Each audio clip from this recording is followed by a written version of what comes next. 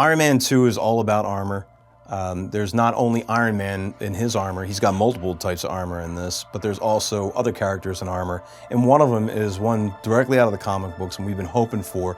We got a hint about him in the first movie, but in this movie we get to see War Machine. The fans were most likely sitting and thinking, what's War Machine gonna look like? We know what he looks like in the comic book, but what's he gonna look like in the movie? In the film, he had the Gatling gun on his back as well as the guns on his arms, and he also had the guns hidden in his shoulders.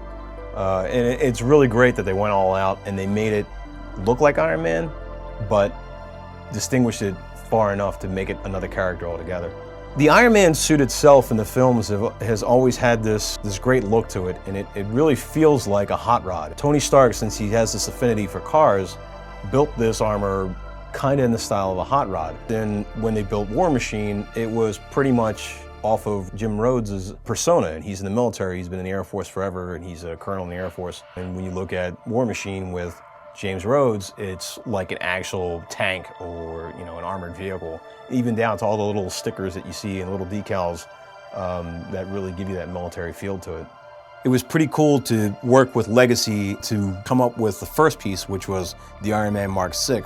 And this is the piece that Tony Stark wears at the end of the film when they're fighting all the drones and they're getting ready to fight Whiplash. And we all thought, what would be cooler than to include another statue that's the War Machine in the same environment, just as they were at the end of the movie, fighting side by side against the forces of evil. And when you put the two together as a display, the base is how they match each other. And with this piece, just like the Mark VI, we put the lights inside the repulsor rays on his palms, as well as his chest unit lights up, and then of course his eyes as well. Both of the figures, how they have some weathering on their legs, like they've been in a battle, and there's shell casings all over the bases, and they're kind of back to back as a team. It really does make for a great display.